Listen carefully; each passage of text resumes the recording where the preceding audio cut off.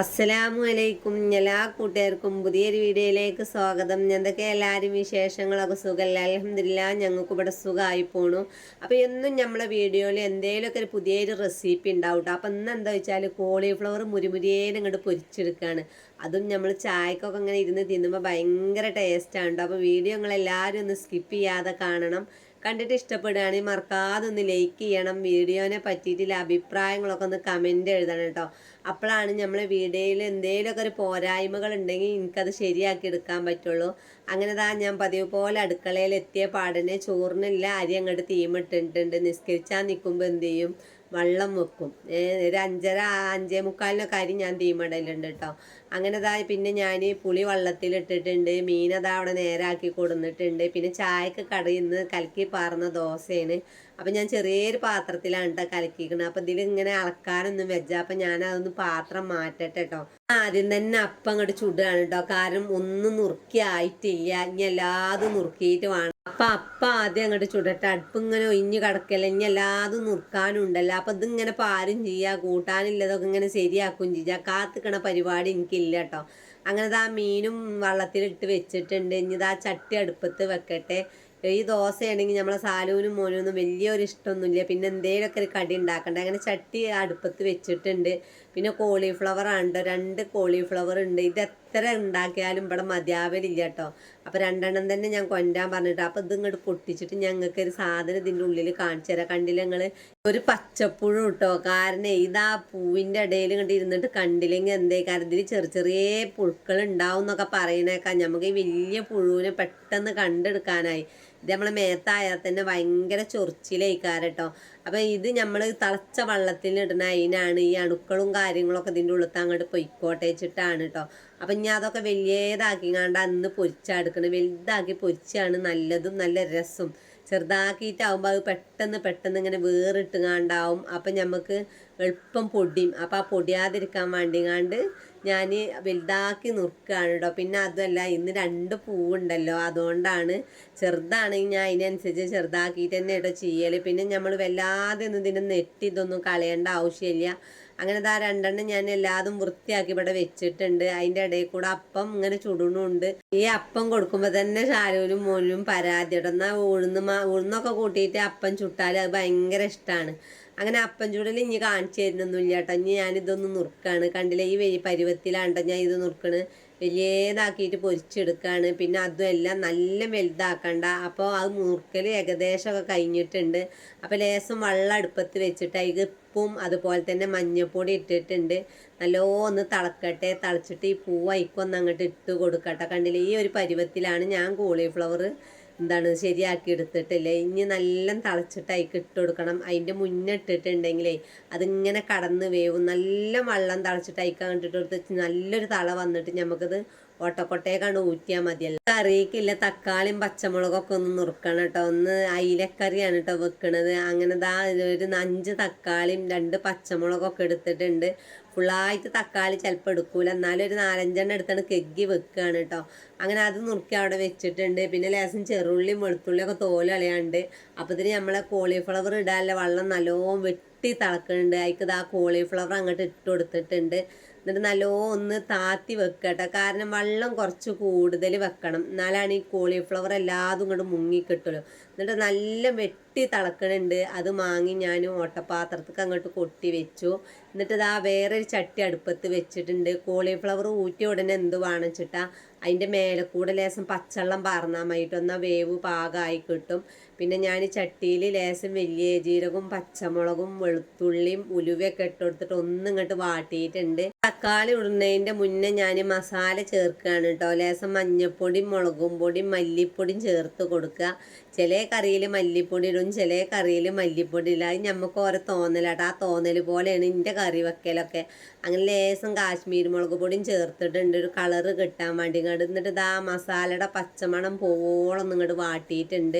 ഇനി നുറുക്കി വെച്ച തക്കാളി അങ്ങോട്ട് ഇട്ട് കൊടുത്ത് ഇങ്ങോട്ട് അളക്കുക. അളക്കിയിട്ട് ലേശം വെള്ളം അങ്ങോട്ട് പാർന്ന് വേണമെങ്കിൽ കൊടുക്കുക. ഈ തക്കാളിയിൽ വെള്ളം ഉണ്ടാവും, നമ്മളെ സമയത്തിനനുസരിച്ച് ചെയ്യട്ടെ. ഞാൻ ലേശം വെള്ളം അങ്ങോട്ട് പാർന്ന് കൊടുത്തിട്ട് മൂടി വെക്കുകയാണ്.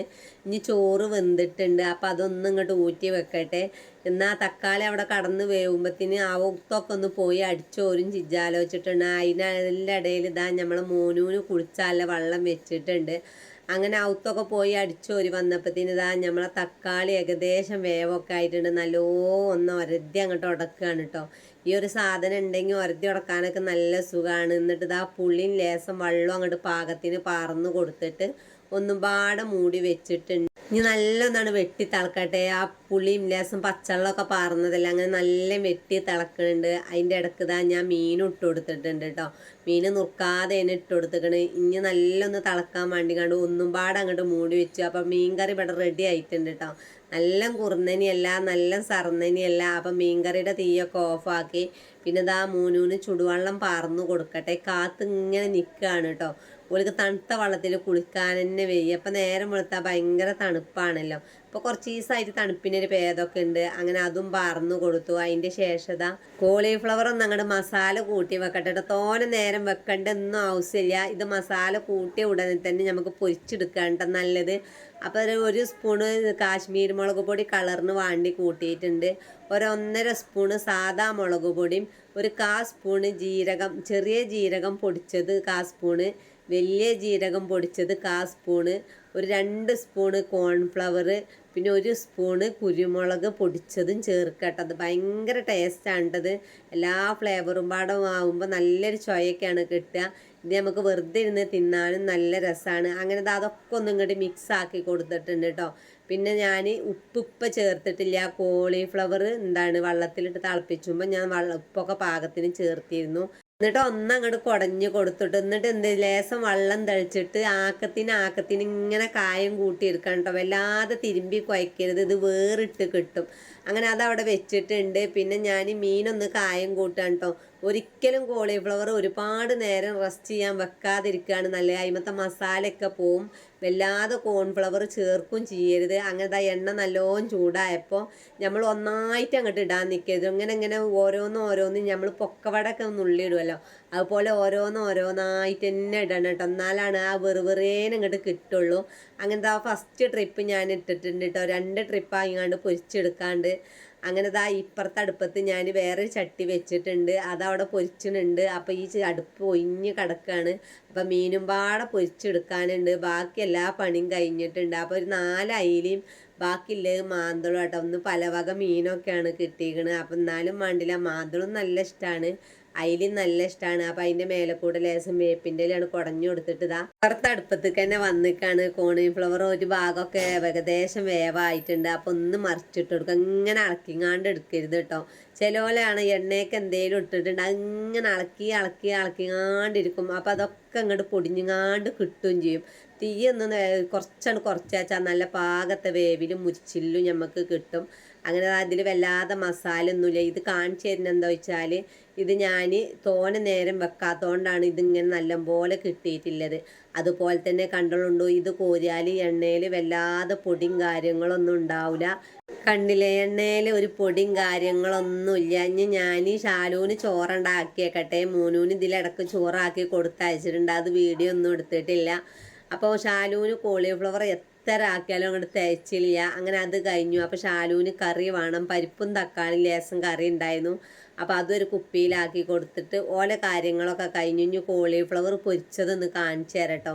കോളിഫ്ലവറൊക്കെ നല്ല മുരിഞ്ഞങ്ങാണ്ടായിട്ടുണ്ട്. രണ്ടാക്കും ആക്കിയപ്പത്തിന് ഏകദേശം പാകത്തിനായിട്ടുണ്ട് കേട്ടോ. ഇനി എങ്ങനെ ആയാലും സ്കൂളിൽ തന്നാലും ഇതാണ് ഫസ്റ്റ് ചോദിക്കുക. അപ്പോൾ ഇതൊന്ന് പൊട്ടിച്ച് കാണിച്ചു തരാം. കണ്ടില്ലേ, ഉള്ളിലൊക്കെ നല്ല മസാല പൊടിച്ചിട്ടുണ്ട്. നമ്മൾ മസാല കൂട്ടുമ്പോൾ ഒരു ചെറുനാരങ്ങയൊക്കെ ഉണ്ടെങ്കിൽ ഒരു ചെറിയൊരു പുളിക്ക് ലേസം പിഴിഞ്ഞു കൊടുക്കുക കേട്ടോ, കുരു കളഞ്ഞങ്ങാണ്ട്. അപ്പോൾ ഒന്നും പാടെ രസം കൂടും. ഇത് വൈകുന്നേരം വരെ നല്ല മുരിക്കനുണ്ടാവും. പിന്നെ അതുമല്ല നല്ലൊരു മണാട്ടോ. കുരുമുളകും ജീരകമൊക്കെ പൊടിച്ച് ചേർത്തത് ലേസം വേപ്പിൻ്റെ എല്ലാം പാടെ ഇട്ട് കൊടുത്തിട്ടുണ്ടെങ്കിൽ ഒന്നും പാടെ ഉഷാറാവും.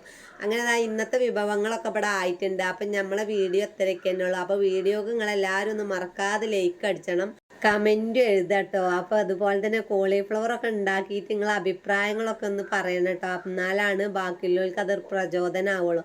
അപ്പോൾ ഇൻഷാ അള്ളാ അടുത്ത വീഡിയോ ഉണ്ട് പിന്നെ വരണ്ടേ. എല്ലാവരോടും അസ്സലാമു അലൈക്കും.